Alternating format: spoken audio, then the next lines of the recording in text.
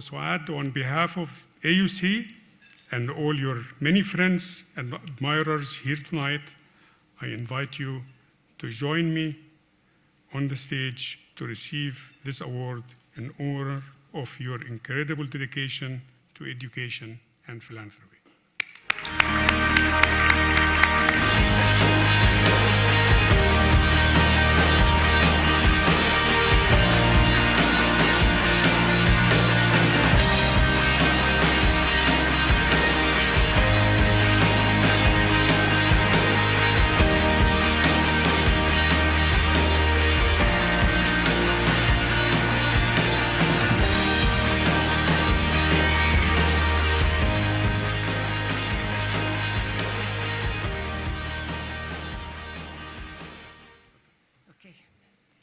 Thank you, ladies and gentlemen, really. I'm overwhelmed with all this appreciation. I have tears in my eyes. Thank you. Sorry. I'm always very emotional. Okay, ladies and gentlemen, first of all, I would like to thank you again for all attending this evening here. And my special thanks go to President Francis, Chairman Dr. Atif. Of course, my best friend here in town is Mu'taz, and my grandchildren who are here, and my beautiful friends, and all of you guests here. Thank you all so very much for coming from so far away. At any rate, I really would like to thank you again for your kind words of introduction. And thank you for the deep friendship that I feel is coming here from the depth of your hearts. Sorry, I can't see. It's my privilege to be among my fellow trustees. I can't see anything. Is there a light? Mafi. Malish, is it okay if I turn? Okay. See, you need young minds. Okay, it's my privilege to be among my fellow trustees of AUC, as well as my friends and my family tonight. Thank you for bestowing upon me this honor, and I'm humbled and deeply grateful to accept tonight's great award. I've been a part of AUC community for the past 15 years. And AUC has really become a home and a family to me. Some of my dearest friends from this community, including tonight's generous underwriters, Mu'taz and Mahal Alfi. Thank you, Mu'taz, for your incredible friendship, your support, and your tremendous leadership at AUC.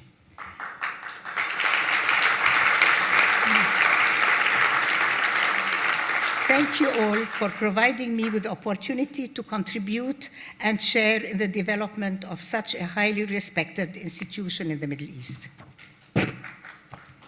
Tonight, we are celebrating philanthropy as an investment in our shared future. The return on our investment in higher education in the Middle East will be reaped by local communities as well as the region and the world at large.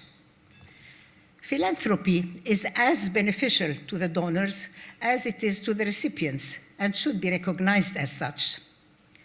Let me begin by looking back into memory's lane and sharing with you the most challenging phases of my life. I grew up in Jerusalem in a closely knit family.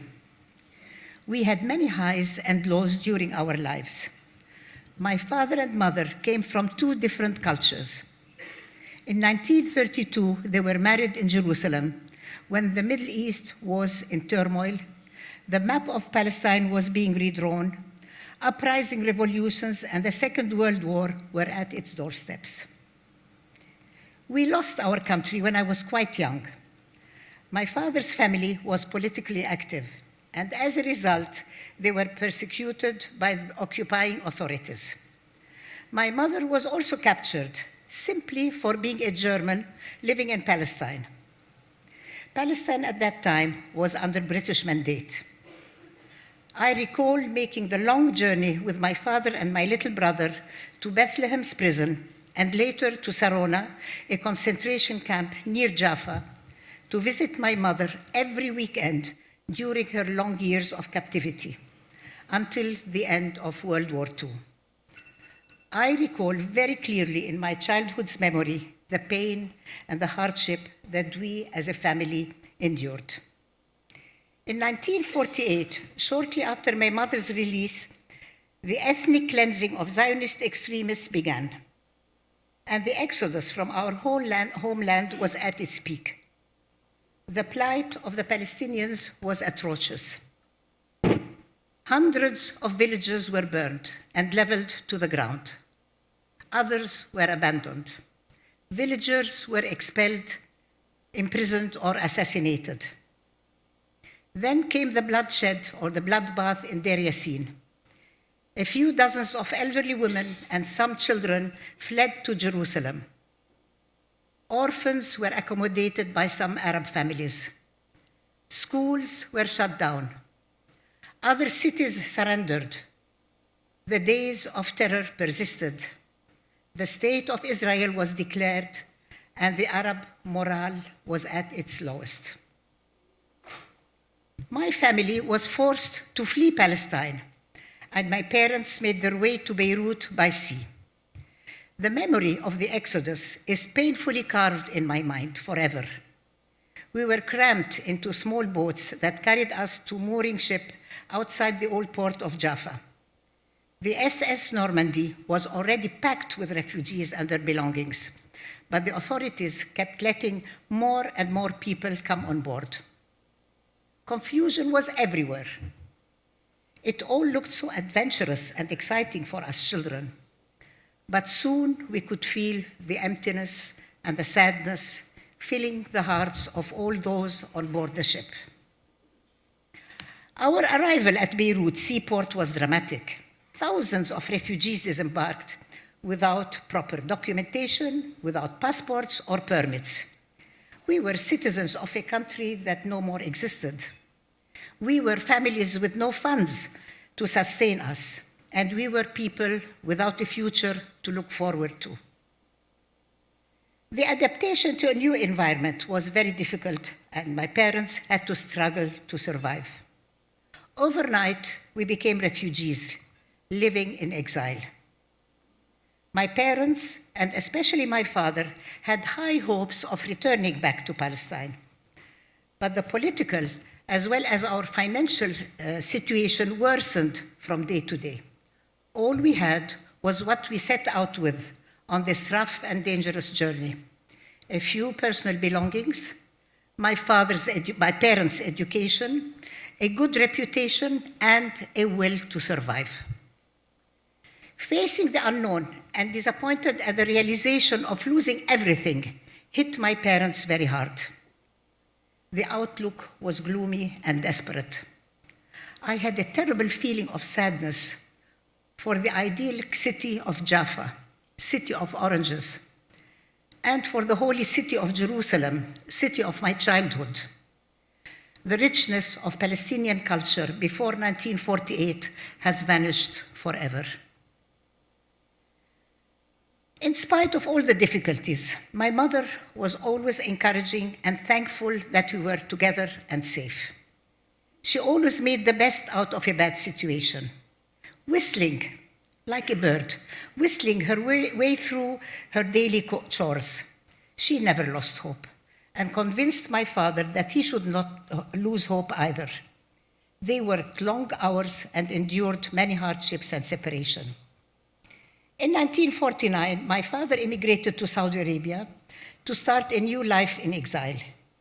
He was welcomed by the government of the late King Abdulaziz bin Saud, as did thousands of other Palestinian refugees. Eventually, we were granted Saudi citizenship with official passports and identification papers and a new homeland.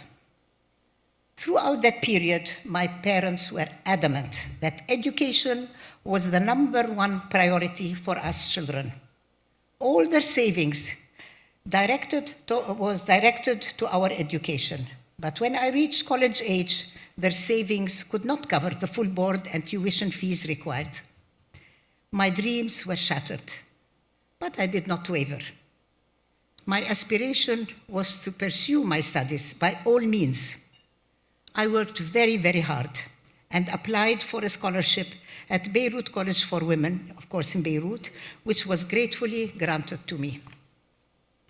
The student aid program of Beirut College for Women, which is now the Lebanese American University, as well as the Point 4 International Philanthropic Foundation, helped me to continue my studies for the next 4 years.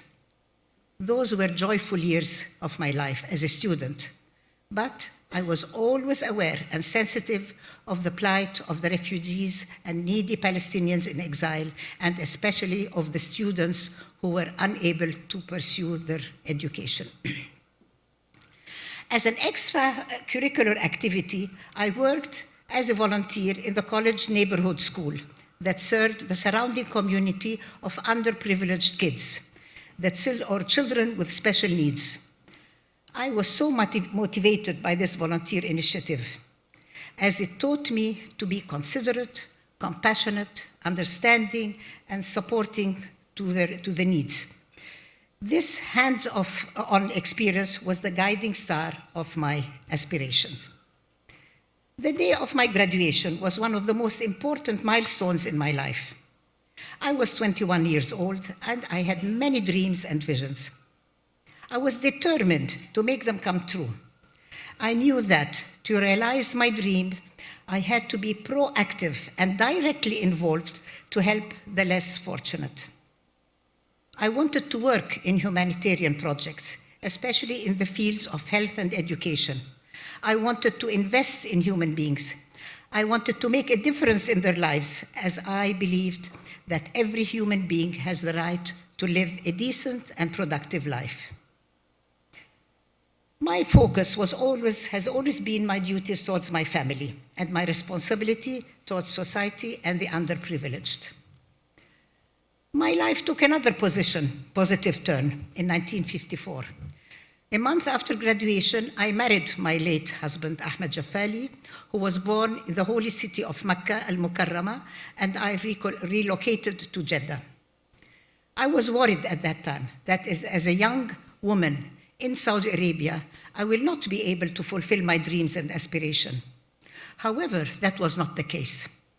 Had it not been for Ahmed's full support and encouragement to pursue the humanitarian and educational projects that I wanted to achieve, my aspirations would never have been realized, and my dreams would never have been fulfilled. I'm not going to tell you about the help center because already it was said what it was. Now, connecting the dots of my journey, I see it reflects 3 attributes of my life: my vision, my aspiration, and my determination. It seems easy now looking back, but it wasn't. I was often disappointed and discouraged, but I never gave up hope. My enthusiasm had no limit, and failure or quitting was not an option to me. Winston Churchill once quoted as saying, "Success is always preceded by a series of failures," and that is so true.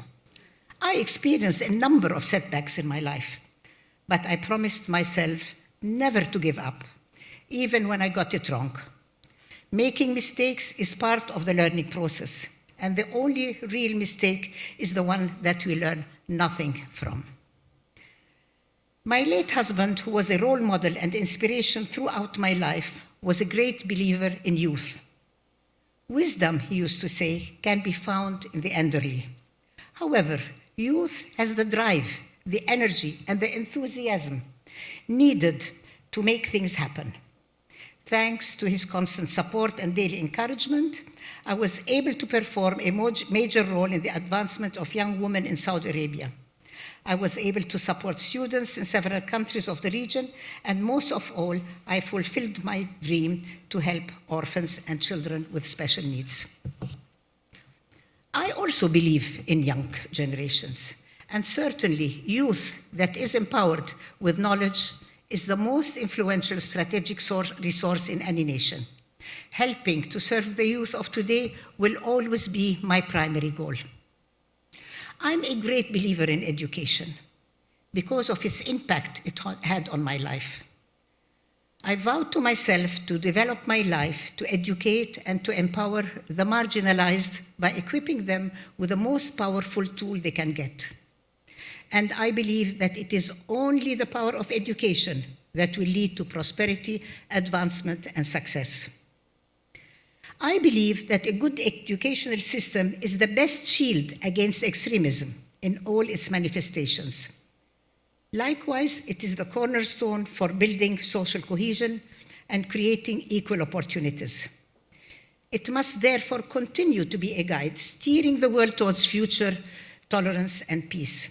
Reform in education and training is a priority and has actually become a pressing need internationally.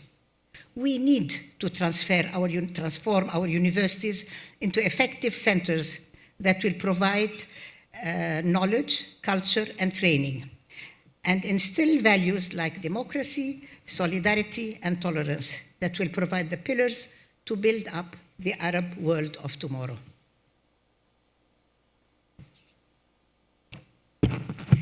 The creation of knowledge never stops, but providing funds for AUC will give them the flexibility to enrich our needy students.